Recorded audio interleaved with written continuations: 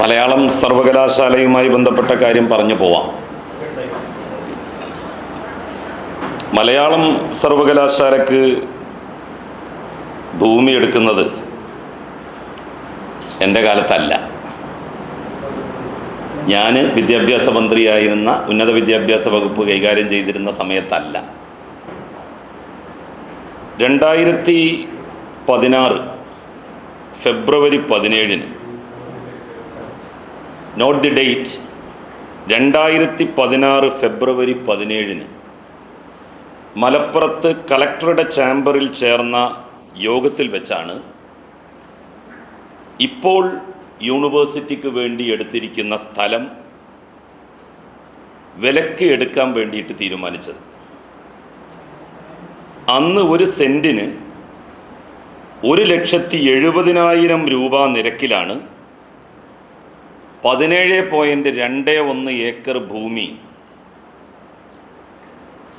ഏറ്റെടുക്കാനുള്ള സമ്മതപത്രത്തിൽ ഉടമകളുമായി സർക്കാരിൻ്റെ പ്രതിനിധി ഒപ്പുവെക്കുന്നത്. മനസ്സിലായില്ലേ? 2016 ഫെബ്രുവരി 17 അന്ന് ആരായിരുന്നു മുഖ്യമന്ത്രി? ഉമ്മൻചാണ്ടിയായിരുന്നു മുഖ്യമന്ത്രി.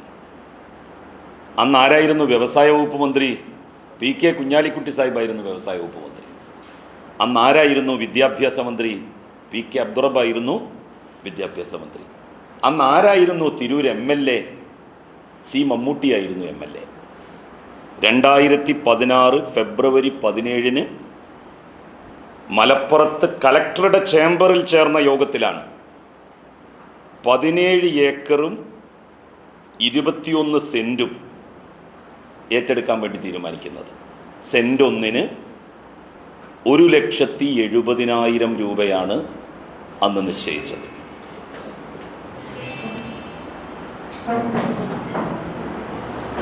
അതിനുശേഷം 2016 തെരഞ്ഞെടുപ്പ് നടന്നു. ഇടതുപക്ഷ ജനാധിപത്യ മുന്നണി അധികാരത്തിലെത്തി. ഇടതുപക്ഷ ജനാധിപത്യ മുന്നണി അധികാരത്തിലെത്തിയപ്പോൾ ഇത് സംബന്ധമായിട്ട് വീണ്ടും ഒരു റീതിങ്കിങ് ഉണ്ടായി. വിദ്യാഭ്യാസ മന്ത്രിയായിരുന്ന കാലത്ത് ലീഗിൻ്റെ MLA C മമ്മൂട്ടി ഇവിടെ പ്രതിനിധാനം ചെയ്ത കാലത്ത് എടുത്ത തീരുമാനം മാറ്റി. എന്നിട്ട് എന്താണ് തീരുമാനിച്ചത്? സെൻറ്റ് ഒന്നിന് 1,60,000 രൂപ ആക്കി കുറച്ചു. ഉപയോഗയോഗ്യമല്ലാത്ത ഏതാണ്ട് 6.5 ഏക്കർ സ്ഥലം വേണ്ടെന്ന് വെച്ചു. അങ്ങനെ 11 ഏക്കറാക്കി അത് കുറച്ചു. ഇതാണ് ഇടതുപക്ഷ സർക്കാരിൻ്റെ കാലത്ത് ഈ ഭൂമി ഏറ്റെടുക്കലുമായി ബന്ധപ്പെട്ട് നടന്നത്. UDF ഭരണകാലത്ത് 17.21 ഏക്കർ സ്ഥലം സെൻറ്റ് ഒന്നിന് 1,70,000 രൂപക്ക് കളക്ടറുടെ ചേംബറിൽ വെച്ച് എടുക്കാൻ തീരുമാനിക്കുകയും സ്ഥല ഉടമകളുമായി ധാരണാപത്രത്തിൽ ഒപ്പുവെക്കുകയും ചെയ്തു, സമ്മതപത്രത്തിൽ ഒപ്പുവെക്കുകയും ചെയ്തു.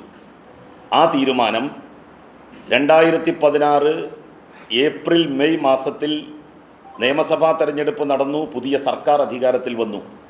അതിനുശേഷം ഗവൺമെൻറ് ഈ 17.21 ഏക്കർ എന്നുള്ളത് കുറച്ച് 11 ഏക്കറാക്കി. കാരണം 6.25 ഏക്കറോളം സ്ഥലം സത്യത്തിൽ നിർമ്മാണം നടത്താൻ പറ്റാത്ത കണ്ടൽക്കാടുകൾ ഉൾക്കൊള്ളുന്ന മേഖലയായിരുന്നു. ആ മേഖല മുഴുവൻ വേണ്ടാന്ന് വെച്ചു. എന്നിട്ട് 11 ഏക്കറാക്കി സെൻറ്റ് ഒന്നിന് 10,000 രൂപ കുറച്ചു, 1,60,000 ആക്കി. ഇതാണ് ഇടതുപക്ഷ ഗവൺമെൻറ്റും. പിന്നെ മാത്രമല്ല, ആ സന്ദർഭത്തിലൊക്കെ ഞാൻ ഇതിലേക്ക് വരുന്നത് ഉന്നത വിദ്യാഭ്യാസ വകുപ്പിൻ്റെ ചുമതല ഏൽക്കുന്നത് 2 വർഷം കഴിഞ്ഞിട്ടാണ്, 2018 ശേഷം. അപ്പോൾ അന്ന് തുടർന്ന് പോന്നിരുന്ന കാര്യങ്ങൾ അതിൻ്റെ അവസാന ഘട്ടത്തിൽ എത്തുന്നത് സ്വാഭാവികമായിട്ടും എൻ്റെ കാലത്താണ്. ഒരു തരത്തിലുള്ള അഴിമതിയും ഒരു തരത്തിലുള്ള കമ്മീഷനും ഉണ്ടായിട്ടില്ല. ഞാൻ മനസ്സിലാക്കുന്നത് ഈ 1,70,000 60,000 ആക്കി ഇത് കുറക്കുന്നത് തന്നെ യഥാർത്ഥത്തിൽ അന്ന് തന്നെ UDFിൻ്റെ ഭരണകാലത്ത് തന്നെ 1,60,000 ഉള്ളൂ എന്നാണ് എനിക്ക് തോന്നുന്നത്. സെൻ്റ് ഒന്നിന് 10,000 ഉറുപ്പ്യ കൂട്ടിയിട്ട് അവിടെ തീരുമാനമെടുപ്പിച്ചത് UDFിലെ പറമ്പ് കച്ചവടക്കാരും ലീഗിൻ്റെ നേതാക്കന്മാരുമാണ്. അന്ന് ഓല സർക്കാരാണല്ലോ. 17.21 ഏക്കർ സ്ഥലം സെൻ്റ് ഒന്നിന് 10,000 ഉറുപ്പ്യ വെച്ചിട്ട് കമ്മീഷൻ കിട്ടിയാൽ എത്ര ഉറുപ്പ്യായി? അത് കിട്ടാൻ വേണ്ടി ഓല് ചെയ്ത കാര്യമാണ് അവർ ഓർക്കുന്നത്. അവരെ കുറ്റം പറഞ്ഞിട്ട് കാര്യമില്ല. കാരണം എന്ത് ചെയ്യുമ്പോഴും അതിൽ അവനവനെന്ത് കിട്ടും എന്നുള്ളത് നോക്കുന്ന ആളുകളാണല്ലോ അവർ. അതുകൊണ്ടാണല്ലോ PK ഫിറോസ് യൂത്ത് ലീഗിൻ്റെ ഇപ്പോഴത്തെ സെക്രട്ടറി എല്ലാ യൂത്ത് ലീഗുകാരോടും പറഞ്ഞത്, നിങ്ങൾ ഇങ്ങനൊന്നും ആയാൽ പോരാ, ആൾക്കാരെ പറ്റിച്ചും കണ്ട് എന്തെങ്കിലുമൊക്കെ ബിസിനസ്സും തുടങ്ങണമെന്ന് ഞാൻ പറയാറുണ്ട് എന്ന് പറയാറില്ലേ? അതതുകൊണ്ടാണ്. അവരെല്ലാ കാര്യം ചെയ്യുമ്പോഴും അങ്ങനെ ചെയ്യൂ, അവർക്ക് അതേ അറിയൂ. അപ്പം ഇതാണ് മലയാളം സർവകലാശാല ഭൂമിയുമായി ബന്ധപ്പെട്ട് യഥാർത്ഥത്തിലുള്ള കാര്യം എന്ന് പറയുന്നത്. ഇനി അത് സംബന്ധമായിട്ടുള്ള എല്ലാ രേഖകളും നിങ്ങൾക്ക് എപ്പോൾ ചോദിച്ചാലും തരാം. ഇപ്പം നിങ്ങൾക്ക് യൂത്ത് ലീഗ് രേഖകളൊന്നും തന്നിട്ടില്ലല്ലോ, രേഖകളൊന്നും തന്നിട്ടില്ല. ഓല് തരാതെയാണ് നിങ്ങൾ ഇങ്ങനെ ന്യൂസ് കൊടുത്തത്. അപ്പോൾ ഇതും നിങ്ങൾ അങ്ങനെ കൊടുക്കുക. ഏത് സമയത്ത് നിങ്ങൾക്ക് രേഖകൾ വേണോ, ഇതൊക്കെ സത്യമാണ്, ഫാക്റ്റാണ്. ഇതൊക്കെ അതിൻ്റെ രേഖകളിൽ നിന്ന് തന്നെയാണ് ഞാൻ എടുത്ത് ഇതൊക്കെ പറയുന്നത്. പിന്നെ സർവകലാശാലയ്ക്ക് 2023 തറക്കല്ലിട്ടിട്ട് അവിടെ നിർമ്മാണം നടക്കാത്തത് അവിടെ നിർമ്മാണാനുമതി ഇല്ലാത്തത് കൊണ്ടല്ല. ഹരിത ട്രിബ്യൂണലിൻ്റെ അനുമതി കിട്ടിയിട്ടുണ്ട്. ഹൈക്കോടതിയിൽ ഈ സ്ഥലം ഏറ്റെടുത്തത് ശരിയായില്ല എന്ന് പറഞ്ഞുകൊണ്ട് കേസ് പോയി. ആ കേസ് തള്ളി. സുപ്രീം കോടതിയിൽ ആദവനാട്ട് ഒരു 10-20 ഏക്കർ സ്ഥലമുണ്ട് എന്നും പറഞ്ഞു കണ്ട് ഒരു സംഘം ആളുകൾ പറമ്പ് കച്ചവടക്കാർ പോയി. സുപ്രീം കോടതി പോലെ ആട്ടിവിടുക ചെയ്തത്. സുപ്രീം കോടതി പറമ്പ് കച്ചവടത്തിന് മധ്യസ്ഥം പറയാതിരിക്കുന്ന സ്ഥലമല്ല എന്നാണ് അവരോട് പറഞ്ഞത്. ആദവനാട്ടിക്ക് പോയിട്ടുണ്ടെങ്കിൽ തിരൂര് തുഞ്ചൻ എന്ന് പറയുന്നതിൽ പിന്നെ എന്തർത്ഥമുള്ളത്? ആദവനാട്ടിക്കും മാറാക്കരക്കും ഞാൻ എൻ്റെ മണ്ഡലത്തിൽ സ്ഥലം തരാം, നമ്മളെ അങ്ങോട്ട് കൊണ്ടുപോകുക എന്ന് പറഞ്ഞപ്പോൾ വേണ്ടാന്ന് പറഞ്ഞതാണ്. അവിടെ സർക്കാരിൻ്റെ തന്നെ സ്ഥലം ഉണ്ടല്ലോ നമ്മളുടെ അഗ്രികൾച്ചറൽ യൂണിവേഴ്സിറ്റിയിൽ. അപ്പോൾ പറഞ്ഞു തിരൂരിൽ നിന്ന് ഇത് കൊണ്ടുപോകാൻ പറ്റില്ല എന്ന് പറഞ്ഞു. ശരി, തിരൂരിൽ നിന്ന് കൊണ്ടുപോകാൻ പറ്റില്ലെങ്കിൽ വേണ്ട, തിരൂരിൽ തന്നെ നിർത്തിക്കോളൂ, നിങ്ങളിത് നഷ്ടപ്പെടുത്തരുത്, അത്രേ നമുക്കുള്ളൂ എന്ന് അന്ന് പറയുകയും ചെയ്തു. അത് തിരൂരിൽ തന്നെ നിൽക്കണം. കാരണം ഭാഷാപിതാവിൻ്റെ പേരിൽ വന്നിട്ടുള്ളൊരു സർവകലാശാലയാണ്. അത് തിരൂരിലാണ് സ്ഥാപിച്ചത്. തിരൂരിൽ നിന്ന് അത് പോകാൻ പാടില്ല.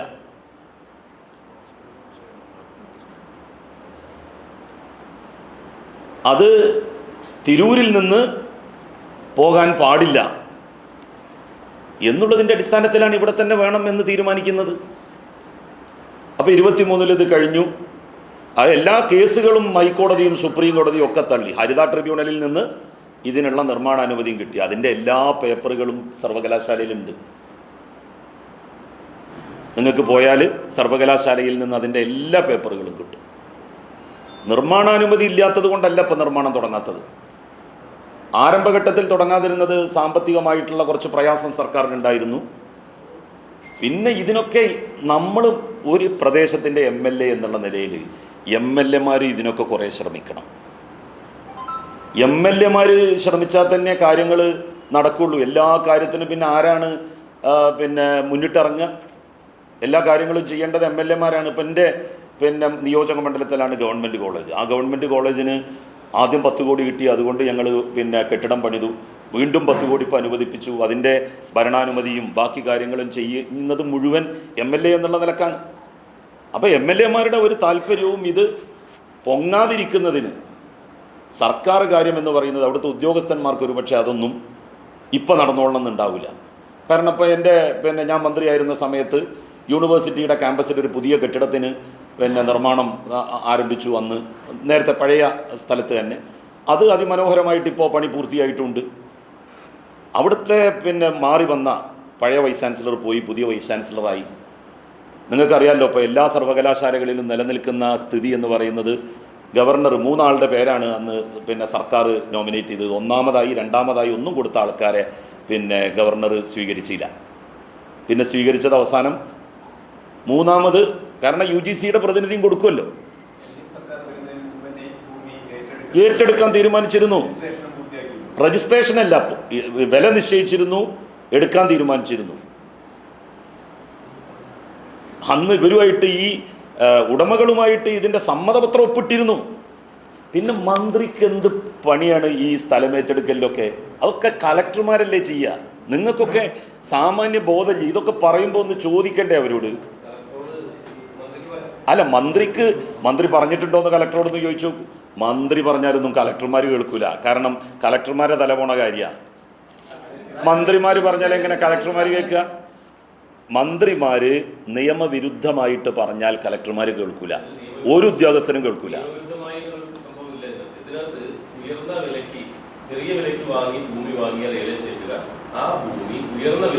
അത് ആരുടെ കാലത്താണ് വാങ്ങിയത്?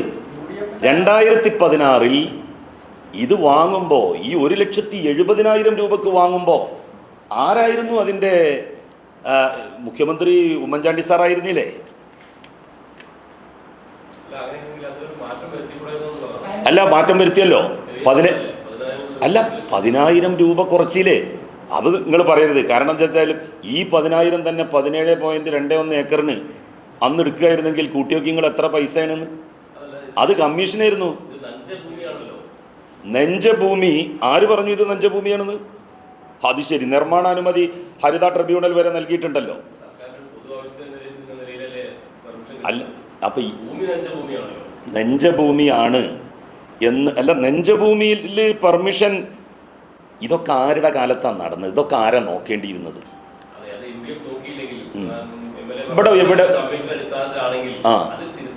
തിരുത്തൽ വരുത്തി. അതെ, 10,000 രൂപ സെന്റിന് കുറച്ചാൽ, അല്ല 10,000 രൂപ സെന്റിന് കുറച്ചാൽ എത്ര കോടി റുപ്യായി? 10,000 രൂപ ഒരു സെന്റിന് കുറച്ചാൽ 17.21 ഏക്കർ ഭൂമിയാണ് ഏറ്റെടുക്കാൻ തീരുമാനിച്ചത്. അപ്പോൾ എത്രയായി? 1,70,00,000 രൂപയായി. 1,70,00,000 അല്ല, അത്രയേ ഉള്ളൂ. 1721 ഇൻറ്റു 10,000. അപ്പോൾ എത്രയായി?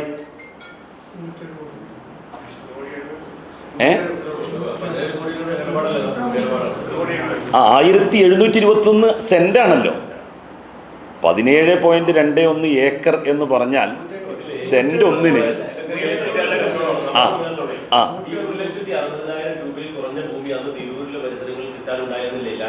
അതൊക്കെ ഓലോട് ചോദിക്കണം, എന്നോടല്ല ചോദിക്കേണ്ടത്. കാരണം എന്താ വെച്ചാൽ അതൊക്കെ അന്നത്തെ കളക്ടറോട് ചോദിക്കണം, അന്ന് സ്ഥലം ഏറ്റെടുക്കാൻ വേണ്ടി തീരുമാനിച്ചവരോട് ചോദിക്കണം. അല്ല, അതല്ല, അത് ഫിറോസിന്റെ നേതാവിനോട് ചോദിക്കാൻ പറയും. അല്ല, ഫിറോസിന്റെ നേതാവ് കുഞ്ഞാലിക്കുട്ടി സാഹിബിനോട് ചോദിക്കാൻ പറയൂ. അന്നത്തെ വിദ്യാഭ്യാസ മന്ത്രി അബ്ദുറബ്ബിനോട് ചോദിക്കാൻ പറയൂ. അവരല്ലേ ഇത് തീരുമാനിക്കുന്നത്. അത് എനിക്ക് പറമ്പ് കച്ചവടത്തിന് കമ്മീഷൻ വാങ്ങുന്ന ഏർപ്പാട് മുമ്പന്നെ ഇല്ല. അതൊക്കെ ഫിറോസിന്റെ നേതാക്കന്മാർക്കുമാണ് കമ്മീഷൻ വാങ്ങുന്ന ഏർപ്പാട് മുമ്പുള്ളത്, ഇപ്പോഴുള്ളത്.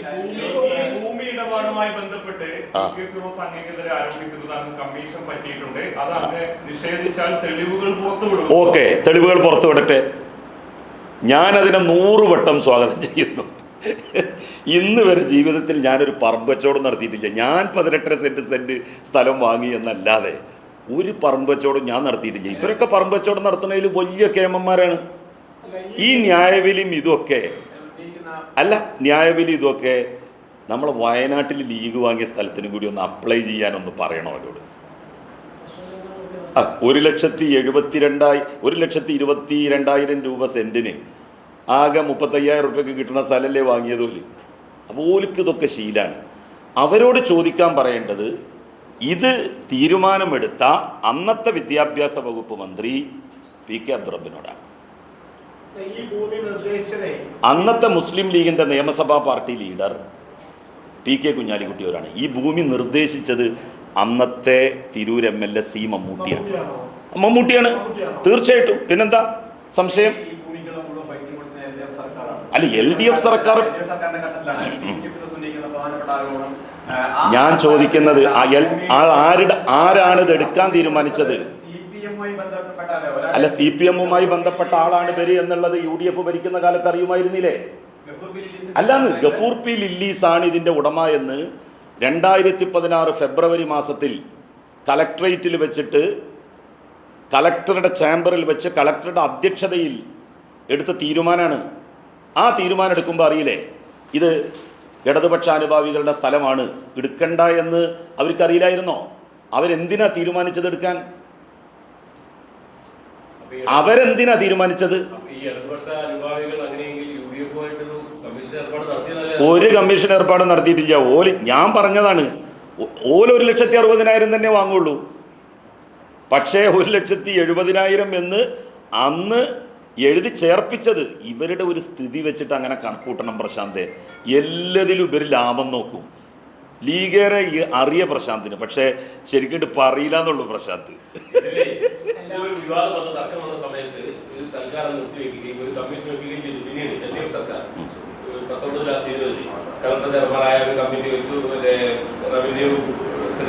അതെ, ആ കമ്മിറ്റിയും പറഞ്ഞത് ഈ സ്ഥലം തന്നെയാണ് തീരുമാനിച്ചത്. കാരണം എന്താ വെച്ചാൽ മറ്റേ സ്ഥലം ഒരു യൂണിവേഴ്സിറ്റി ഉണ്ടാക്കാൻ പറ്റുന്ന സ്ഥലമല്ല എന്നാണ് കണ്ടെത്തിയത്. ഒരു സ്കൂൾക്ക്, അവിടെ ഒരു സ്കൂളുണ്ട്, സ്കൂൾക്ക് ബസ് പോകുന്നുണ്ട്. ഒരു ബസ് പോയാൽ മതിയോ എൻ്റെ പ്രശാന്തെ? സ്കൂൾക്ക് ഒരു ബസ് പോണ സ്ഥലം മതിയോ റോഡായിട്ട്? പോരല്ലോ. ഒരു സർവകലാശാലയൊക്കെ അല്ല, യോഗ്യമായ സ്ഥലം ഈ തിരൂരിൻ്റെ പുറത്തുണ്ടാവും. അതാണല്ലോ ഞാൻ പറഞ്ഞത്. അല്ല, ഞാനന്ന് പറഞ്ഞത് എൻ്റെ മണ്ഡലത്തിലുണ്ട് സ്ഥലം, നിങ്ങൾ അങ്ങോട്ട് തന്നാളി, ഞാൻ കൊണ്ടുപോയിക്കോളാം ഞാൻ പറഞ്ഞതാണ്. പക്ഷെ അപ്പോൾ ഇവിടെ തന്നെ അത് വേണം. കാരണം തുഞ്ചൻ്റെ മണ്ണിൽ തുഞ്ചൻ്റെ പേരിലുള്ള ഒരു സർവകലാശാല ഇവിടെ തന്നെയാണ് വേണ്ടത്, സംശയമൊന്നുമില്ല. അപ്പോൾ ഇതൊക്കെ ഫിറോസ് ചോദിച്ച ചോദ്യങ്ങളൊന്നും ഞങ്ങളോടല്ല ചോദിക്കേണ്ടത്. അത് മുസ്ലിം ലീഗിൻ്റെ വിദ്യാഭ്യാസ മന്ത്രിയായിരുന്ന അബ്ദുറബ്ബിനോടാണ്, അന്നത്തെ വ്യവസായ വകുപ്പ് മന്ത്രിയായിരുന്ന കുഞ്ഞാലിക്കുട്ടിയോടാണ്, അന്നത്തെ വില നിശ്ചയിച്ച കളക്ടറോടാണ് ചോദിക്കേണ്ടത്. ഞങ്ങളിതിൽ ഒന്നും അറിയില്ല, ഞങ്ങൾക്കൊന്നും ഇതിൽ പങ്കുമില്ല.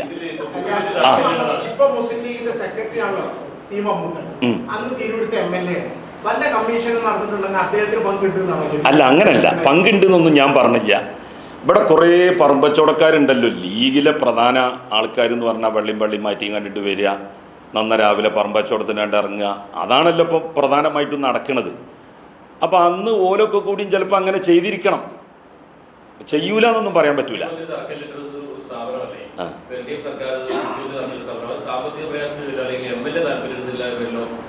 അല്ല, അത് വേണ്ടതാണ് തീർച്ചയായിട്ടും. ആ കാര്യം സർക്കാരിൻ്റെ ശ്രദ്ധയിൽ ഞാൻ പെടുത്തും. അതിൻ്റെ പ്രവൃത്തി ആരംഭിക്കാനുള്ള എല്ലാ നടപടികളും കൈക്കൊള്ളും. 20 കോടി രൂപ സാങ്ഷൻ ആയിട്ടുണ്ട്. ഈ വൈസ് ചാൻസലർമാർ മാറി വന്നത് വലിയ പ്രശ്നങ്ങൾ സൃഷ്ടിച്ചു, വലിയ പ്രശ്നം ഉണ്ടാക്കിയിട്ടുണ്ട്. അത് എല്ലായിടത്തും, എല്ലാ സർവകലാശാലയിലും.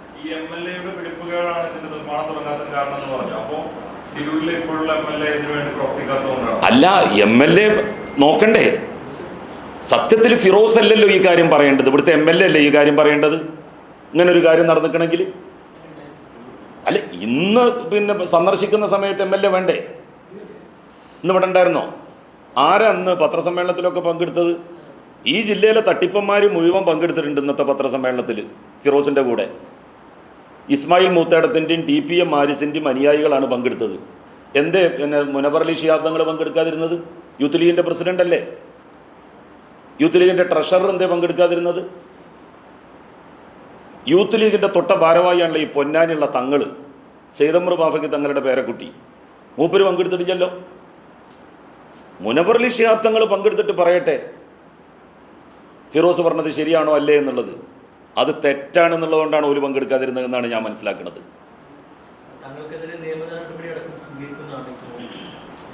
എനിക്കെതിരല്ലേ? ഓ, അതെടുത്തോട്ടെ. അതെ, നേതൃത്വം അങ്ങനെ പറഞ്ഞിട്ടുണ്ടെങ്കിൽ ഓല് നിയമ നടപടിയായിട്ട് മുന്നോട്ട് പോയിക്കോട്ടെ. ഞാനതിന് 1000 വട്ടം സ്വാഗതം ചെയ്യുന്നു. എനിക്കെതിരല്ല നിയമ നടപടി എടുക്കേണ്ടത്, അബ്ദുറബ്ബിനെതിരെയാണ് നിയമ നടപടി എടുക്കേണ്ടത്. എല്ലാ ആരോപണങ്ങളും ആവശ്യം വ്യക്തിപരമായിട്ട് ഉന്നയിച്ച ആരോപണങ്ങൾ സത്യമാണ് എന്ന് പറയാൻ അദ്ദേഹത്തിന് എന്താണ് തെളിവുകൾ ഹാജരാക്കിയ പോരെ? ഇപ്പോൾ ധോത്തി ചാലഞ്ച്, ഞാനൊരു പൈസ എടുത്തിട്ടില്ല, ഞങ്ങൾ ധോത്തി പിന്നെ രാംരാജിൽ നിന്ന് വാങ്ങിയത് ധോത്തി ഒന്നിന് ഇത്ര രൂപക്കാണ്, അതിൻ്റെ GST ഉൾപ്പെടെയുള്ള ബില്ലിതാ കാണിക്കുന്നതോടുകൂടി കഴിഞ്ഞില്ലേ? 100 രൂപയിൽ വ്യത്യാസം വന്നാൽ 2,72,00,000 റുപ്യാണ് വ്യത്യാസം വരുന്നത്. ഇപ്പോൾ വാങ്ങിയ ധോത്തി 300 റുപ്യ എന്നുള്ളത് 400 റുപ്യക്കാണ് വാങ്ങിയത് എന്ന് പറഞ്ഞാൽ എത്ര രൂപയാണ് വ്യത്യാസം വരുന്നത്? 2,72,000 ധോത്തിയാണ് എടുത്തത്. 10 രൂപ 100 രൂപ അവിടെ പിന്നെ വ്യത്യാസം വന്നാൽ 2,72,00,000 രൂപയാണ് വ്യത്യാസം വരുന്നത്. അല്ല, സംഘടനാപരമായി എന്തുകൊണ്ട് ഇത് ചെയ്തുകൂടാ? നമുക്കിപ്പോഴുള്ള പ്രശ്നം സംഘടനാപരമായിട്ട് ഓല് എടുത്തോട്ടെ. പക്ഷേ ഇതാ ഈ ഒരു സംശയം വന്ന സാഹചര്യത്തിൽ ഇതാ ബില്ലിതാ, ഞങ്ങൾ 400 റുപ്യയുടെ സാധനമാണ് എടുത്തിക്കുന്നത്, അല്ലെങ്കിൽ 500 റുപ്യയുടെ എന്തിനാണ് 725 റുപ്യയുടെ സ്റ്റിക്കർ മുട്ടിച്ചത്? ആളുകളെ പറ്റിക്കല്ലേ അത്? മുനവർ അലി തങ്ങൾ പ്രസിഡന്റായ സംഘടന ചെയ്യൂല, പക്ഷേ PK ഫിറോസ് ജനറൽ സെക്രട്ടറി ആയ സംഘടന ചെയ്യും. ഇപ്പോൾ പല കാര്യങ്ങളും തങ്ങന്മാരെ അറിയാതല്ലേ ഇവരിതൊക്കെ ചെയ്യണത്, അല്ലാതെ തങ്ങന്മാരെ അറിയിച്ചിട്ടല്ലല്ലോ ഇവർ ചെയ്യുന്നത്.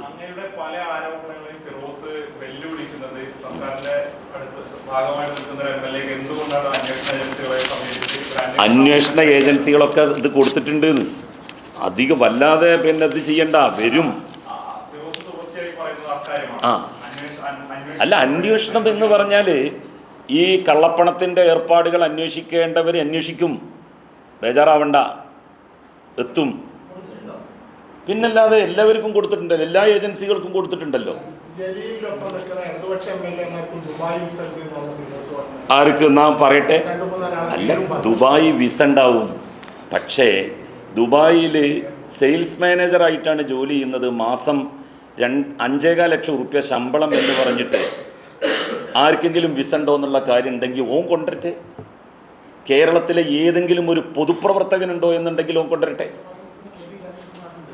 KB ഗണേഷ് കുമാറിന് ശമ്പളം സെയിൽസ് മാനേജർ എന്ന് പറഞ്ഞിട്ടുണ്ടോ? അല്ല, വിസ ഉണ്ടാവുന്നു, ദുബായ് വിസ ഉണ്ടാവും, റെസിഡൻസ് വിസ ഉണ്ടാവാം. പക്ഷേ 5,15 ലക്ഷം രൂപ ശമ്പളത്തിന് സെയിൽസ് മാനേജറായിട്ട് പ്രശാന്ത് നമ്മളൊക്കെ ഇവിടെ നിന്നിട്ട് എന്താ കാര്യം? ഞാൻ രാവിലെ മുതൽ വൈകുന്നേരം വരെ ചത്തുകുത്തി പണിയെടുത്താൽ നമുക്ക് എന്താ കിട്ടുക? അല്ലേ മഹേഷ്? എനിക്ക് ശമ്പളം ഇപ്പം നമുക്ക് കിട്ടുന്നതിൻ്റെ ഒരു പരിധിയില്ലേ പ്രശാന്ത്? 5,15 ലക്ഷം കിട്ടുന്നുണ്ടോ? അതില്ലല്ലോ, അനക്കും കിട്ടുന്നില്ല. ഞാൻ ഇപ്പോൾ കോളേജിലായിരുന്നെങ്കിലും എനിക്ക് കിട്ടൂല. മഹേഷിന് ഇനി കിട്ടുന്നുണ്ടാണ് ആവട്ടോ. പിന്നെ ഇനി ഇതാ ഞാൻ വേറൊരു കാര്യം കൂടി ഇതിലാണ് കിടക്കുന്നത്. അപ്പോൾ നമ്മളിപ്പോൾ ഒറ്റ കമ്പനിനെ കുറിച്ചാണ് പറഞ്ഞതല്ലേ, ഫോർച്യൂൺ. ഇന്നലെ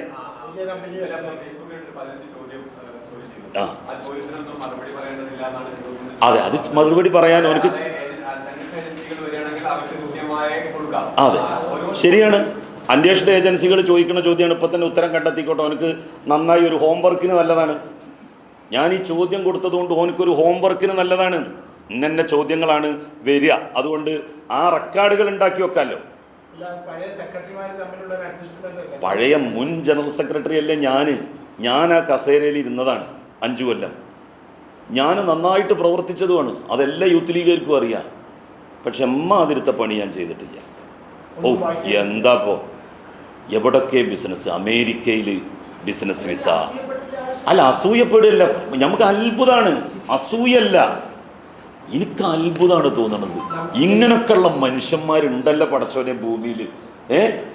ഗൾഫിലും അമേരിക്കയിൽ വിസ, പിന്നെ കാനഡയിൽ പിന്നെ job visa, UK job visa.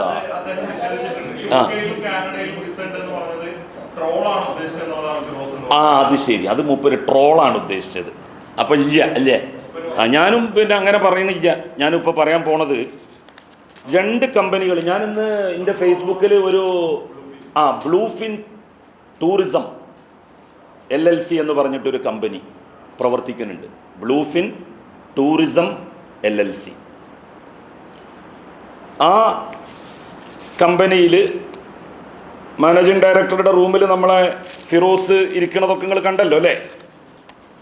കണ്ടല്ലോ. അപ്പോൾ അതിൻ്റെ ഓണർമാരാരാണ്? ആ കമ്പനിയുടെ ഓണർമാരാരാ? ആ ദുബായിൽ ഓണർമാരെ കിട്ടിയിട്ടുണ്ട്, പാർട്ട്ണർമാരെ. അതിൻ്റെ പേര് കിട്ടിയിട്ടുണ്ട്. നിങ്ങൾക്ക് അത് തരും, അതിൻ്റെ കോപ്പി അവസാനം കൊടുക്കാം. അല്ല, മുഹമ്മദ് അഷ്റഫ് വെള്ളടത്ത് പാർട്ട്ണർ. മുഹമ്മദ് അഷ്റഫ് വെള്ളടത്ത്, നമ്മളെ കൊപ്പത്തെ ഉണ്ടല്ലോ ഫ്രൈഡ് ചിക്കൻ, അതിൻ്റെ ലൈസൻസിയാണ് ഈ മുഹമ്മദ് അഷ്റഫ്. അപ്പോൾ അതെൻ്റെ പാർട്ട്ണറാണെന്ന് അദ്ദേഹം സമ്മതിച്ചു അല്ലേ? മുഹമ്മദ് അഷ്റഫ് വെള്ളടത്ത് എൻ്റെ പാർട്ട്ണറാണ്, പങ്കാളിയല്ല പാർട്ട്ണറാണെന്ന് തന്നെയാണ് മൂപ്പര് ഉറപ്പിച്ചു പറഞ്ഞത്. അതേ മുഹമ്മദ് അഷ്റഫ് വെള്ളടത്താണ് ഈ കമ്പനിയുടെ, ഏത് കമ്പനിയുടെ? ബ്ലൂഫിൻ ടൂറിസം LLC എന്ന് പറയുന്ന കമ്പനിയുടെ പാർട്ട്ണർ. പിന്നെ 2 അറബികളാണ്. അത് കഴിഞ്ഞ് പിന്നെ വേറൊരാളും കൂടി ഉണ്ട്, സൈനുദ്ദീൻ പിലാത്തേത്ത്. സൈനുദ്ദീൻ പിലാത്തേത്ത് അയാളാണ്. ഞാനിന്ന് രാവിലെ ഫേസ്ബുക്കിലിട്ട ആ ക്ലിപ്പിംഗ് കണ്ടാൽ നിങ്ങൾക്കറിയാം. ദുബായിൽ അങ്ങനെ ഒരു ഓഫീസ് ഡെക്കറേറ്റ് ചെയ്ത് ആക്കണമെങ്കിൽ എത്ര 1 കോടിയിലധികം രൂപ ഏറ്റവും ചുരുങ്ങിയത് വരും. ഡെക്കറേഷന് മാത്രം, അതിൻ്റെ ഫർണിഷിങ്ങിന് മാത്രം. പിന്നെ റൂമിന് അഡ്വാൻസ് അങ്ങനത്തെ കാര്യങ്ങളുണ്ടെങ്കിൽ ആ സംഖ്യയും ഉൾപ്പെടെ വരും. അതിൽ അദ്ദേഹത്തിന് പങ്കുണ്ടോ ഇല്ലേ? നമ്മളിപ്പോൾ പറഞ്ഞതിലൊന്നും ഉത്തരം പറഞ്ഞിട്ടില്ല. ആദ്യത്തെ കമ്പനിയുടെ ഓഫീസ് എവിടെയാണ്? Fortune House General trading LLC. ഈ LLC എന്ന് പറയുന്ന ലൈസൻസ് കിട്ടാൻ തന്നെ അത് എല്ലാ സാധനങ്ങൾ ജനറൽ ട്രേഡിംഗ് LLC എന്ന് പറയുന്നത് എല്ലാ ബിസിനസ് ചെയ്യാനുള്ള അനുമതിയാണ്. അത് അങ്ങനെ ഇങ്ങനെയൊന്നും കിട്ടൂല. നല്ല പൈസ അവിടെ കെട്ടിവെക്കണം എന്നാണ് എനിക്ക് തോന്നുന്നത്. നമുക്കിപ്പോൾ അവിടെ ബിസിനസ്സൊന്നും ഇല്ലാത്തത് കൊണ്ട് എത്ര പൈസ എന്നൊന്നും ഇപ്പം നമുക്കറിയില്ല. അങ്ങനെ പറഞ്ഞത് കേൾക്കല്ലേ നമ്മൾ ചെയ്യുന്നത്, നമുക്ക് ചെയ്യാൻ പറ്റുള്ളൂ. നമുക്ക് അങ്ങനെ ഒരു ഭാഗ്യം വന്നിട്ടില്ലല്ലോ, ഭാഗ്യം വന്നിട്ടില്ല. എന്താ ചെയ്യുക? ഇപ്പം മുനീർ സാഹിബ് സത്യത്തിൽ രോഗമായിട്ട് ഹോസ്പിറ്റലിലാണ്. ആ സാധുവിനും ആ ഭാഗ്യം വന്നിട്ടില്ല. മൂപ്പരിപ്പോൾ കടക്കാരനാണ്. ബലൊന്നും മാതിരി കോടിക്കണക്കിന് രൂപ ഇൻവെസ്റ്റ് ചെയ്യാൻ സാധിക്കുന്ന കമ്പനിയിലും സ്ഥാപനങ്ങളിലും ഒന്നും ഒരു തരത്തിലുള്ള പാർട്ട്ണർഷിപ്പും അദ്ദേഹത്തിനില്ല. യൂത്ത് ലീഗിൻ്റെ 10 കൊല്ലം പ്രസിഡൻ്റായിരുന്നു അദ്ദേഹം. 10 കൊല്ലം. തീർച്ചയായിട്ടും അങ്ങനെ തന്നെയാണ്. അങ്ങനെ ആവൂ. കാരണം എന്താണെന്ന് വെച്ചാൽ അവനവൻ്റെ വാപ്പാരെ താവഴിയാണല്ലോ ഓരോരുത്തരും പിന്നെ പിന്തുടരുക. ബ്ലൂ ഫിലിമല്ല, Bluefin. Bluefin Tourism LLC. Bluefin Tourism LLCയിൽ മാത്രമല്ല, അതിൻ്റെ കൂടെ തന്നെ വേറൊരു കമ്പനി ഉണ്ട്.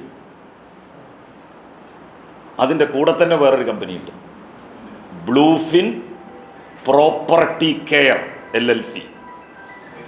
Bluefin Property Care LLC. അതും ഇതിനോടനുബന്ധിച്ച് വേറൊരു കമ്പനിയാണ്. അതും ദുബായിൽ. ഒക്കെ ബ്ലൂഫിനാണ്. ഇവിടെയും നമ്മുടെ ഫിറോസിൻ്റെ ട്രാവൽസിൻ്റെ പേര് ബ്ലൂഫിൻ ട്രാവൽസ് എന്നാണ്. ഇവിടെയും ഫിറോസിൻ്റെ വില്ല പ്രോജക്റ്റിൻ്റെ പേര് ബ്ലൂഫിൻ വില്ല പ്രോജക്റ്റ് എന്നാണ്.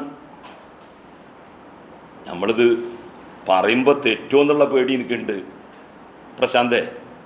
എനിക്കേ ഈ ബ്ലൂഫിൻ എന്ന് പറഞ്ഞിട്ടേ ഇത് തെറ്റിയാലും ബുദ്ധിമുട്ടാണേ.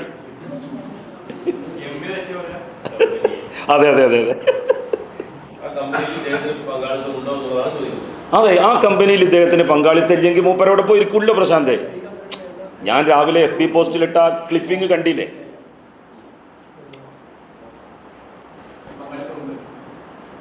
പങ്കാളിത്തമില്ലാതെ ഈ മുഹമ്മദ് അഷ്റഫ് വെള്ളാടത്ത് എന്ന് പറയുന്നയാൾ കൊപ്പത്തെ ME ഫ്രൈഡ് ചിക്കൻ്റെ ലൈസൻസിയാണ്, അയാൾ എൻ്റെ പാർട്ട്ണറാണ് എന്ന് പറഞ്ഞല്ലോ. തിരുനാവായ സ്വദേശി. അപ്പം അതേ ആൾ പാർട്ട്ണറായിട്ടുള്ള സ്ഥാപനമാണ്. ഇവിടെ പങ്കാളിത്തമാണോ അതല്ല, ഇനി ജനറൽ മാനേജറുടെ കസേരയിൽ ആരെയും കണ്ടില്ല ഇന്നത്തെ പിന്നെ വീഡിയോ ക്ലിപ്പിങ്ങിൽ, അത് ഒഴിഞ്ഞെടുക്കുക അവിടെ. എന്നാൽ എം ഡിയുടെ മാനേജിങ് ഡയറക്ടറുടെ കസേരയിൽ ഒരാളുണ്ട്, അതിൻ്റെ തൊട്ടടുത്ത് തന്നെ വേറൊരാളും ഇരിക്കുന്നുണ്ട്. അത് കണ്ടോ? പിന്നെ മഹേഷ് കണ്ടിട്ടില്ല? എന്താളാ കണ്ടിട്ടില്ല എന്ന് പറഞ്ഞാല്? അല്ല, പല സുഹൃത്തുക്കളുടേതും ഇതേ പേരിൽ അദ്ദേഹത്തിന് ഇവിടെ 2 സംരംഭങ്ങളാണുള്ളത്. ബ്ലൂഫിൻ ട്രാവൽ ഏജൻസി ഉണ്ട് ഇവിടെ, ബ്ലൂഫിൻ വില്ല പ്രൊജക്റ്റ് ഉണ്ട്, ദുബായിൽ ബ്ലൂഫിൻ ടൂറിസം LLC ഉണ്ട്, ദുബായിൽ തന്നെ ബ്ലൂഫിൻ പ്രോപ്പർട്ടി കെയർ. പേരൊക്കെ നല്ല പേരാണ്. എന്താണ് അവിടെ നടക്കുന്നത് എന്നുള്ളത് പടച്ചോനക്കറിയാം. പക്ഷെ ആദ്യത്തെ കമ്പനിയുടെ ഓഫീസ് എവിടെയാണെന്ന് ചോദിച്ചിട്ട് ഇതുവരെ പറഞ്ഞിട്ടില്ല കേട്ടോ. ഏത്? നമ്മളുടെ ഫോർച്യൂൺ ഹൗസ് ജനറൽ ട്രേഡിംഗ് LLCയുടെ ഓഫീസ് എവിടെയാണ്, അതിൻ്റെ ഗോഡൗൺ എവിടെയാണ്? ഫുഡ് പ്രോഡക്ട്സിൻ്റെ ബിസിനസ്സാണെന്നാണല്ലോ പറഞ്ഞത്. അതിന് സ്വാഭാവികമായിട്ടും ഗോഡൗണോ അല്ലെങ്കിൽ ഷോറൂമോ ഉണ്ടാവുമല്ലോ. അവലാണ് സെയിൽസ് മാനേജർ.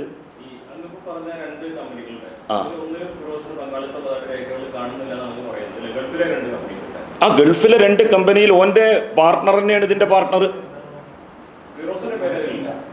ഫിറോസിന്റെ പേര് ഇതിലില്ല. പക്ഷെ ഓൻ വ്യക്താക്കണം. ഓൻ പറഞ്ഞല്ലോ എന്ത്, എനിക്ക് വേറെയും സംരംഭങ്ങളുണ്ട്.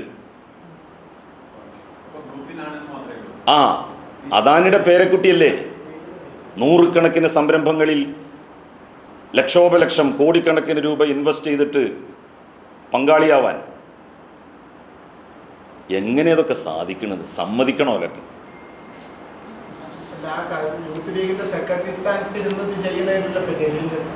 അതെ, യൂത്ത് ലീഗിന്റെ സെക്രട്ടറി എന്ന് പറയുന്നത് കഴിഞ്ഞ നിയമസഭാ തെരഞ്ഞെടുപ്പിൽ ജയിച്ച ആളല്ലേ?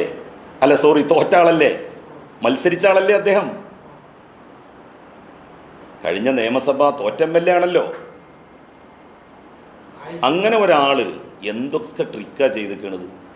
2020 12-ാം മാസം അവസാനിപ്പിച്ചിട്ട് 21 നിയമസഭാ തെരഞ്ഞെടുപ്പ് വരികയാണ്. സീറ്റ് കിട്ടും. അതുകൊണ്ട് മാർച്ച് ഏപ്രിൽ വരെ വിസ വേണ്ട എന്ന് തീരുമാനിച്ചു. 22 വേറെ വിസ എടുത്തു. 24 വരെ, 24 വീണ്ടും പുതുക്കി, 26 വരെ. ഇതൊക്കെ അതിൽ ചേർക്കേണ്ടതായിരുന്നില്ലേ? അതൊക്കെ ചോദിക്കേണ്ടവർ ചോദിച്ചോളൂ. ചോദിക്കാൻ ഇവിടെ ഒരു നിയമവ്യവസ്ഥ ഉണ്ടല്ലോ. പക്ഷെ ഇപ്പോഴും ഞാൻ പറയുന്നു, ഹവാല എല്ലാ ഏജൻസികൾക്കും ഇപ്പോൾ നമ്മളിപ്പോൾ പരാതി കൊടുക്കേണ്ട. നമ്മളിങ്ങനെ പറഞ്ഞാൽ തന്നെ അത് പരാതിയായിട്ട് സ്വീകരിക്കും ബന്ധപ്പെട്ട ആളുകൾ. ഞാനിങ്ങനെ പിന്നെ നടത്താൻ വേണ്ടി പോകുന്നു എന്ന് പറഞ്ഞാൽ അതിൻ്റെ ബന്ധപ്പെട്ട ആൾക്കാർ എല്ലാവരും, കാരണം അവർക്ക് പണം കിട്ടാനുള്ള വഴിയല്ലേ അത് എന്ന് ഞാൻ പറഞ്ഞിട്ടില്ല.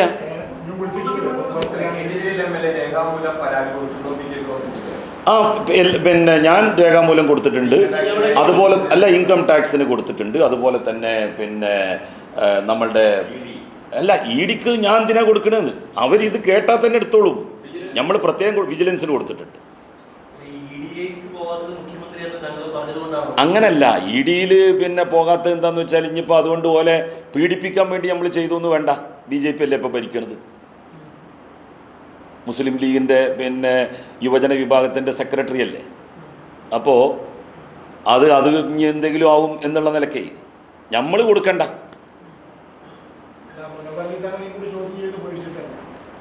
അല്ല, അതൊക്കെ ഇപ്പോൾ ഹൈദരലി ശിഹാബ് തങ്ങളെ പിന്നെ ചോദ്യം ചെയ്തില്ലേ ED? 2 ദിവസം ചോദ്യം ചെയ്തില്ലേ?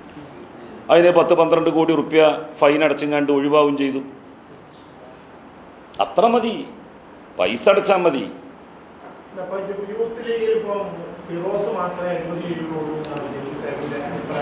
അങ്ങനല്ല, യൂത്ത് ലീഗിൽ ഓൻ മാത്രമല്ല. അപ്പം ഞാൻ പറഞ്ഞില്ല, ഇന്നത്തെ വാർത്താ സമ്മേളനത്തിൽ ഇസ്മായിൽ മൂത്തേടത്തിൻ്റെ സ്വന്തം ആളാണ് കരുവാരകുണ്ട് നിന്ന് ഇങ്ങോട്ട് വന്നിരിക്കുന്നത്.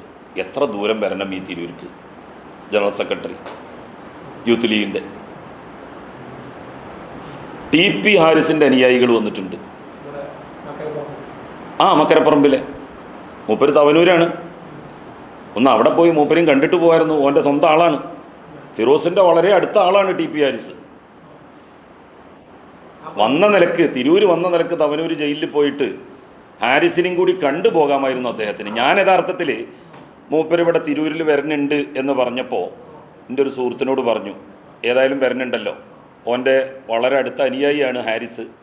ഹാരിസ് തവനൂർ ജയിലിലുണ്ട്. 50 കോടി മുക്കിയിട്ടാണ് അവിടെ ജയിലിലിട്ടിക്കുന്നത്, അല്ലാതെ സ്വാതന്ത്ര്യ സമരത്തിൽ പങ്കെടുത്തിട്ടല്ല. അപ്പോൾ അവിടെ ഒന്ന് പോയിട്ട് ഒന്ന് കാണാൻ വേണ്ടി പറഞ്ഞോണ്ടിന്ന് ഞാൻ പറഞ്ഞു.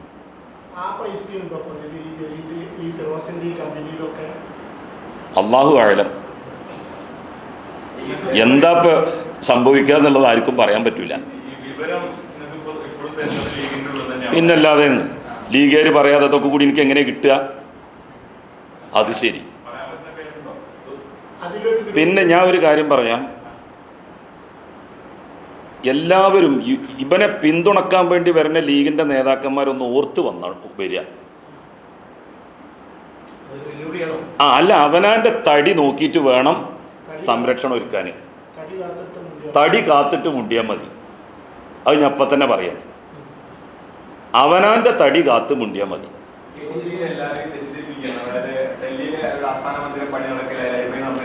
ഞാനത് പറഞ്ഞതുകൊണ്ട് അല്ല ഞാൻ പറയട്ടെ, ഡൽഹിയിൽ ആസ്ഥാന മന്ദിരം ഞാനത് പറഞ്ഞതുകൊണ്ട് അത്രയും പൈസ അവിടെ ചിലവാക്കി. ഞാൻ ആ പ്രശ്നം ഉയർത്തിയില്ലായിരുന്നുണ്ടെങ്കിൽ 4 കാലമ്മ പച്ചയും ചുവപ്പും പെയിൻറ്റും അടിച്ചുങ്ങാണ്ട് പോലും 4 മറ്റേ ഇതും വെച്ചുങ്ങാണ്ട് പിന്നെ കട്ടയും വെച്ചുങ്ങാണ്ട് അവിടെ ഉദ്ഘാടനം ചെയ്യുമായിരുന്നു. അത് ഇപ്പോൾ അങ്ങനെ ഫർണിഷ് ചെയ്ത ഒരു സ്ഥാപനമാക്കി മാറ്റിയത് ചോദിച്ചല്ലോ ഞാൻ. ഇനിയിപ്പോൾ അല്ല, പഴയ സ്നേഹം എന്ന് പറഞ്ഞാൽ എനിക്കറിയാമല്ലോ ഗുജറാത്ത് ഫണ്ട് അവർ ചെയ്തത് എന്താണെന്നുള്ളത്.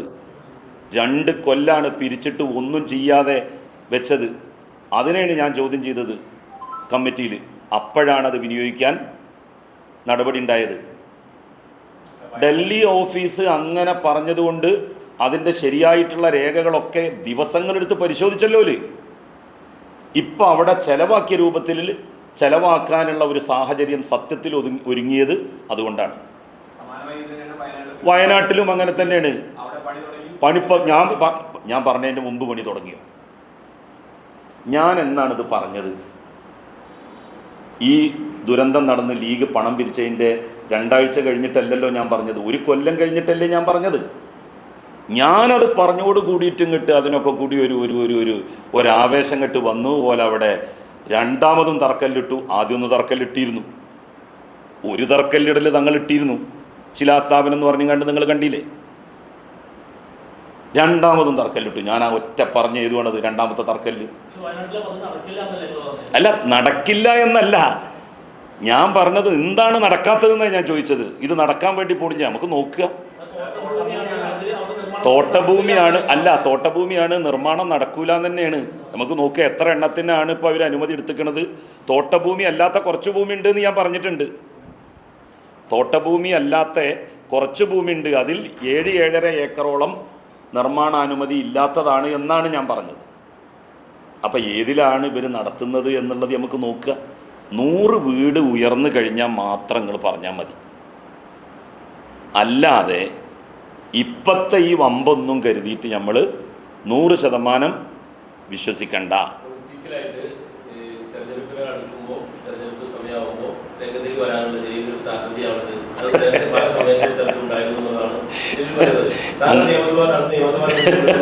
അല്ല, അതൊക്കെ പ്രശാന്ത് ഞാൻ പറഞ്ഞതല്ല, ഞാൻ ആത്മാർത്ഥമായിട്ട് പറഞ്ഞതല്ലേ.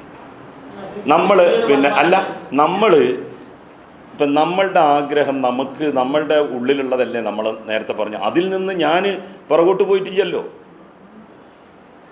പിന്നെ ഇവർക്ക് ഇതൊക്കെ തോന്നും. കാരണം എന്താണെന്ന് വെച്ചാൽ ഇതിങ്ങനെ നെയ്യത്ത് വെച്ച് നടക്കുകയല്ലേ. 35,000 വോട്ടിനൊക്കെ പിന്നെ ജയിക്കുന്ന മണ്ഡലത്തിൽ തോൽക്കണം എന്നുണ്ടെങ്കിൽ കുറച്ചൊന്നും സ്വാധീനം പോരല്ലോ, കുറച്ച് സ്വാധീനം മതിയാ. താനൂരിലൊക്കെ തോൽക്കണം എന്നുണ്ടെങ്കിലേ റഹ്മാൻ രണ്ടത്താണിയും തോറ്റു. അതേ ഗണത്തിൽ തന്നെ. ഓരോ വോട്ടിന് പിന്നെ നജീബ് കാന്തപുരം 10,000 വോട്ടിന് അയച്ച്. ആ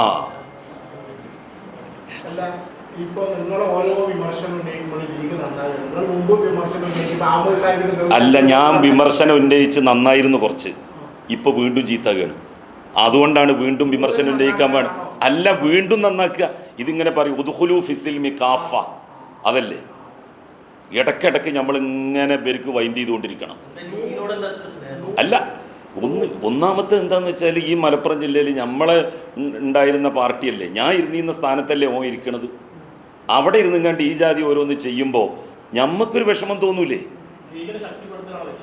ശക്തിപ്പെടുത്തലല്ല, അത് എന്താ പറയുക, തോന്നിവാസികളുടേതല്ലാതാക്കി നിലനിർത്തുക എന്നുള്ളതാണ് എൻ്റെ ലക്ഷ്യം. അല്ല, 100% പോലും നന്നാവൂല. ആ പേടി KPO പേടിക്കണ്ട, അത് നന്നാവൂല. അല്ലല്ല, ഇന്നെ വ്യക്തിപരമായിട്ട് ആക്ഷേപിക്കുന്ന രീതിയിലേക്കാണ് ഫിറോസ് പോകുന്നത്. പിന്നെ വേറൊരു കാര്യവും കൂടി പറയാം. ഇപ്പോൾ പറഞ്ഞു ഞങ്ങൾ പിന്നെ മന്ത്രി രാജിവെപ്പിച്ചിട്ടുണ്ട്. ആ രാജിവെപ്പിച്ചതൊക്കെ എങ്ങനെയാണെന്ന് എല്ലാവർക്കും അറിയാം. സിറിയക്ക് ജോസഫ് എന്ന് പറയുന്ന ജഡ്ജിയെ ഉപയോഗിച്ച് ഞാനൊരു 100 പ്രാവശ്യം പറഞ്ഞിരിക്കണത്, എന്നിട്ടും നിങ്ങളത് എഴുതണില്ല. നിങ്ങൾക്ക് എന്താ പേടി എഴുതാൻ? നിയമ സംവിധാനം എന്ന് പറഞ്ഞാൽ ഞാൻ പറഞ്ഞതല്ലേ, അത് നിങ്ങൾക്ക് എഴുതാമല്ലോ. ഞാൻ പറഞ്ഞതല്ലേ, അത് നിങ്ങൾക്ക് എഴുതാമല്ലോ. ഐസ്ക്രീം പാർലർ കേസ് എന്ന് പറഞ്ഞാൽ എന്താ കേസ് എന്ന് അറിയങ്ങൾ? 2 പെൺകുട്ടികളുടെ മൃതദേഹം റെയിൽപാളത്തിൽ നിന്ന് കിട്ടിയത്. അവിടുത്തെ ആ 2 പെൺകുട്ടികൾ ഇറങ്ങി ഓടി എന്ന് പറയുന്ന കെട്ടിടത്തിന് കാവൽ നിന്നിരുന്ന 2 ആളുകൾ മരണപ്പെട്ടത്. ഇതെല്ലാം അടങ്ങുന്ന കേസാണ്. ആ കേസിലാണ് PK കുഞ്ഞാലിക്കുട്ടിയെ സമ്പൂർണ്ണമായി കുറ്റവിമുക്തനാക്കിക്കൊണ്ട് ഈ സിറിയക് ജോസഫ് ഉൾപ്പെടുന്ന 2 അംഗ ബെഞ്ച് വിധി പറഞ്ഞത്. ആ വിധി പറയുന്നതിൻ്റെ 2 മാസം മുമ്പ് അന്നത്തെ വിദ്യാഭ്യാസ മന്ത്രി ഈ സിറിയക് ജോസഫിൻ്റെ അനുജൻ ജെയിംസ് ജോസഫിൻ്റെ ഭാര്യ ജാൻസി ജെയിംസിനെ MG യൂണിവേഴ്സിറ്റിയിൽ വൈസ് ചാൻസലറായിട്ട് നിയമിക്കുകയാണ്. ആ ആളെ വിലക്കെടുത്തിട്ടാണ് നമുക്കെതിരായിട്ട് ഈ വിധി ഉണ്ടാക്കിയത്. കാരണം ചത്ത കുട്ടിയുടെ ജാതകം നോക്കണമായിരല്ലേ ഈ വിധി പറഞ്ഞത്. ഈ ആള് ആ സ്ഥാനത്ത് ഇല്ല, അയാൾ രാജിവെച്ച് പോയി. പിന്നെ എങ്ങനെയാണ് അതിലൊരു വിധി പറയുക? ഇന്നെ കേൾക്കണ്ടേ, എനിക്കൊരു നോട്ടീസ് അയക്കണ്ടേ? ഒരു മനുഷ്യനെ തൂക്കിക്കൊല്ലുമ്പോൾ ഒരു വിധി ഒരാൾക്കെതിരെ പറയുമ്പോൾ അയാളെ കോടതിയിലേക്കൊന്ന് വിളിപ്പിക്കണ്ടേ? അതുപോലും ചെയ്യാതെ അന്നത്തെ സ്വാധീനം ഉപയോഗിച്ചുകൊണ്ട്, ആ സ്വാധീനം ഉപയോഗിച്ചുകൊണ്ടാണ് എന്നെ തകർക്കാൻ വേണ്ടി നോക്കിയത്. ഞാൻ ചെയ്ത തെറ്റൊന്നേ ഉള്ളൂ, ലീഗിൻ്റെ അരുതായ്മകളെ ശക്തമായി വിമർശിച്ചു എന്നുള്ളത്. ലീഗിനെ 3 പ്രാവശ്യം ഈ ജില്ലയിൽ പരാജയപ്പെടുത്തി എന്നുള്ളത്. അതിൽ പകപോക്കാൻ വേണ്ടിയിട്ടായിരുന്നു അത്തരത്തിലുള്ള ഒരു ഗൂഢാലോചന എനിക്കെതിരെ നടത്തിയത്. അല്ല, ഇപ്പോൾ 4ാമത്തത് ഇപ്പോഴല്ലേ, അന്ന്. അല്ലാതെ ഞാൻ എന്ത് തെറ്റാ ചെയ്തത്? അതെ, സീസൺ 1 അതാണ്, ശരിയാണ്. സീസൺ 1 ഉണ്ടായതിൻ്റെ പശ്ചാത്തലമാണ് ഞാൻ ഈ പറഞ്ഞത്. അത് നിങ്ങൾ എഴുതണം. ഈ സിറിയക് ജോസഫ് എന്ന് പറയുന്ന ലോകായുക്ത, ആ ലോകായുക്തയെ പണം കൊടുത്ത് പദവികൾ വാഗ്ദാനം ചെയ്ത് പ്രലോഭിപ്പിച്ച് ഉണ്ടാക്കിയെടുത്ത വിധിയാണത്. എന്നെ ഒന്ന് കേൾക്കാതെ, പരാതിക്കാരനെ ഒന്ന് കേൾക്കാതെ, ഒരു നോട്ടീസ് അയക്കാതെ ചത്ത കുട്ടിയുടെ ജാതകം നോക്കുന്നത് പോലെയാണ് ആ വിധി പറഞ്ഞത്. അത് സിറിയക് ജോസഫ് ബോധപൂർവം പറഞ്ഞതാണ്. അത് പറഞ്ഞതിന് വലിയ പാരിതോഷികം അദ്ദേഹത്തിന് കിട്ടിയിട്ടുണ്ടാകും. ഞാൻ അത്രയും ശടിച്ചല്ലേ, കടുപ്പിച്ചല്ലേ പറയുന്നത്. എനിക്കെതിരെ ഒരു വക്കീൽ നോട്ടീസ് അയക്കട്ടവരാരെങ്കിലും? എല്ലാ തെളിവുകളും എൻ്റെ അടുത്തുണ്ട്. ഒരു അന്വേഷണം ഇന്നെ ആ കോടതിയിലേക്ക്, ലോകായുക്ത എന്ന് പറയുന്ന സംവിധാനത്തിലേക്ക് ഇന്നെ ഒന്ന് ക്ഷണിച്ച്, അല്ലെങ്കിൽ ഇന്നക്കൊരു നോട്ടീസ് അയച്ച് വിളിച്ചു വരുത്തിയിട്ടുണ്ടല്ലോ ചോദിക്കുക, നിങ്ങൾ ഇങ്ങനൊരു തെറ്റ് ചെയ്തിരുന്നോ? അങ്ങനെ ഒന്ന് ചോദിച്ചിട്ടില്ല. എനിക്കൊരു നോട്ടീസ് അയച്ചിട്ടില്ല, എന്നെ കേട്ടിട്ടില്ല. ഏകപക്ഷീയമായ വിധി. അപ്പോൾ ചോദിക്കും, നിങ്ങൾ ഹൈക്കോടതി പോയില്ല, എന്നിട്ട് എന്തേ ഹൈക്കോടതി തള്ളിയത്? ഹൈക്കോടതി എന്താ പറഞ്ഞതെന്നറിയോ? ആ നിയമം, നിലവിലുണ്ടായിരുന്ന നിയമം അനുസരിച്ച് 14-ാം വകുപ്പ് അനുസരിച്ച് അപ്പലറ്റ് അതോറിറ്റി ഇല്ല, അപ്പീൽ അതോറിറ്റി ഇല്ല. ലോകായുക്തയുടെ വിധി അന്തിമമാണ്. സുപ്രീം കോടതിക്ക് പോലും ആ വിധിയിൽ ഇടപെടാൻ വേണ്ടി പറ്റൂല. ആ നിയമമാണ് നമ്മൾ ഭേദഗതി ചെയ്ത് എടുത്തു കളഞ്ഞത്. ഏതെങ്കിലും ഒരു ലോകായുക്തയെ ഇങ്ങനെയുള്ള ആളുകൾ പോയി സ്വാധീനിച്ച്, പണം കൊടുത്ത് സ്വാധീനിച്ചാൽ ആരെയും അവർക്ക് തകർക്കാൻ വേണ്ടി കഴിയും. ഇത് വെറുതെ പറയുന്നല്ല, വലിയ വിഷമമുണ്ട് നമുക്ക് അതിൽ. രാജിവെച്ചത് 3 ദിവസത്തെ രാജ്യ, അതാണ് ഇപ്പോൾ വലിയ കാര്യമായിട്ട് പോലും പറഞ്ഞത്. ഇവരൊക്കെ ഇങ്ങനെ കക്കുകയും മുക്കുകയും ചെയ്യുമ്പോൾ സത്യസന്ധമായിട്ട് യൂത്ത് ലീഗിൻ്റെ എത്ര ജനറൽ സെക്രട്ടറിമാരുണ്ട്? ഇപ്പം എൻ ഷംസുദ്ദീൻ ഈ തിരൂർക്കാരനാണല്ലോ. നിങ്ങളൊന്ന് പോയി നോക്കി അദ്ദേഹത്തിൻ്റെ വീടും അദ്ദേഹത്തിൻ്റെ പരിസരവും. ഞാൻ ജനറൽ സെക്രട്ടറി ആയതിന് ശേഷം ജനറൽ സെക്രട്ടറി ആയ ആളാണ് എൻ ഷംസുദ്ദീൻ. PM സാദിഖ് അലി തൃശ്ശൂർക്കാരനാണ്, പോയി നോക്ക്. അവരൊക്കെ വലിയ ബമ്മാടങ്ങൾ കയറ്റിയോ? എന്തെങ്കിലും തൊഴിലോ അല്ലെങ്കിൽ പരമ്പരാഗതമായ സ്വത്തോ ഉണ്ടെങ്കിൽ ഞാനിതൊന്നും പറയില്ല. അവർക്ക് സമ്പത്തുണ്ട്, അവർക്ക് അങ്ങനെയൊക്കെ ചെയ്യാം, അതല്ലേ നമ്മൾ പറയുള്ളൂ. ഇപ്പോൾ PV അബ്ദുൾ വഹാബിൻ്റെ മകനാണെന്ന് വിചാരിക്കുക, നമ്മളിത് പറയുമോ? കാരണം PV അബ്ദുൾ വഹാബിന് സമ്പത്തുണ്ട്, അയാൾക്ക് ഏത് ബിസിനസ്സും നടത്താൻ പറ്റും. ഇപ്പം എൻ ഷംസുദ്ദീന്, ഞാൻ, PM സാദിഖ് അലി, ഞങ്ങളൊക്കെ സാധാരണ കുടുംബങ്ങളിൽ നിന്ന് വന്നിട്ടുള്ള ആളുകളാണ്.